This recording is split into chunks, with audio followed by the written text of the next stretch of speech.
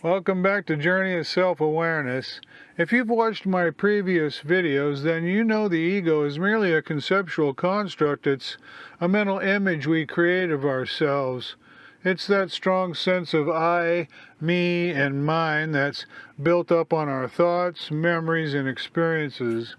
And it shapes our sense of identity. Then, once we believe the ego is who we are, we cling to it.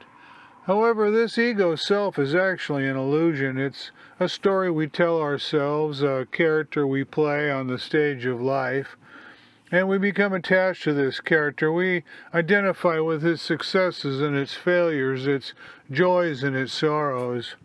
This identification then becomes the root of our suffering.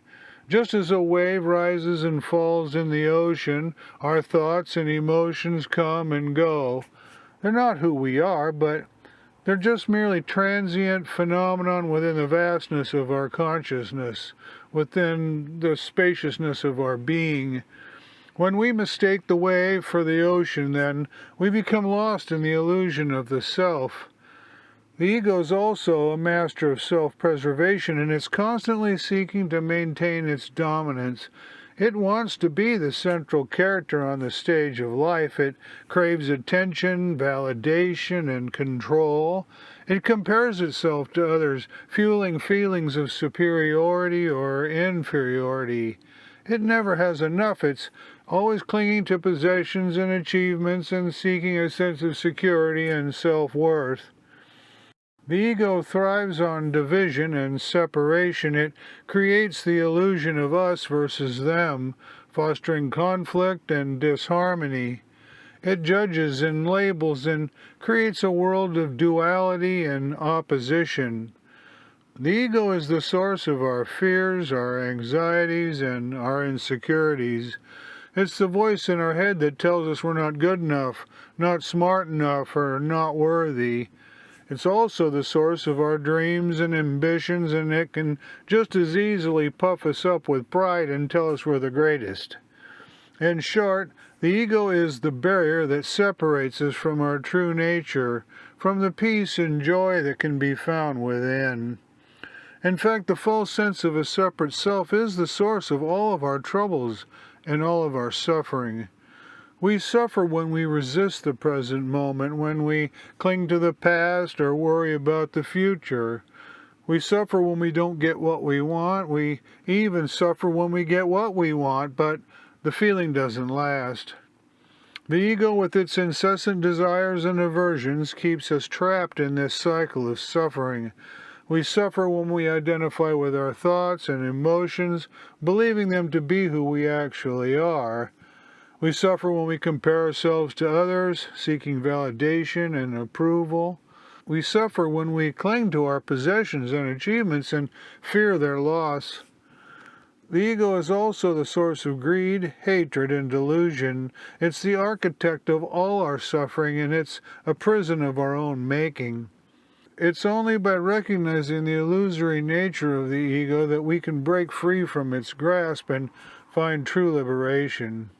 Buddhism emphasizes the impermanence of all things, and understanding impermanence is actually the key out of our prison. Everything in this world is in a constant state of flux, arising and passing away.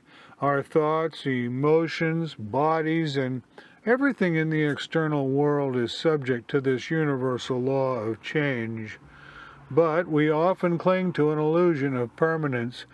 That is a recipe for suffering.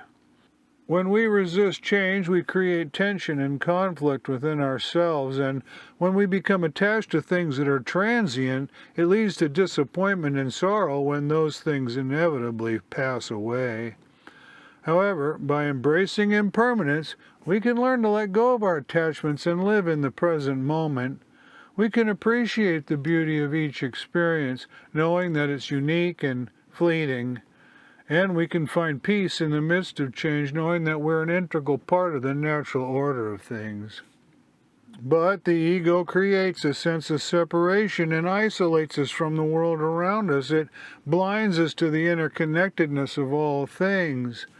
In reality, we're not separate entities, but Instead, we're bound up with the vast web of life. We're connected to each other, to nature, and to the cosmos as a whole.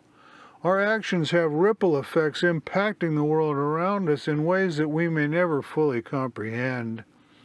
By transcending the ego, we awaken to this interconnectedness. We realize our shared humanity and develop compassion for all beings.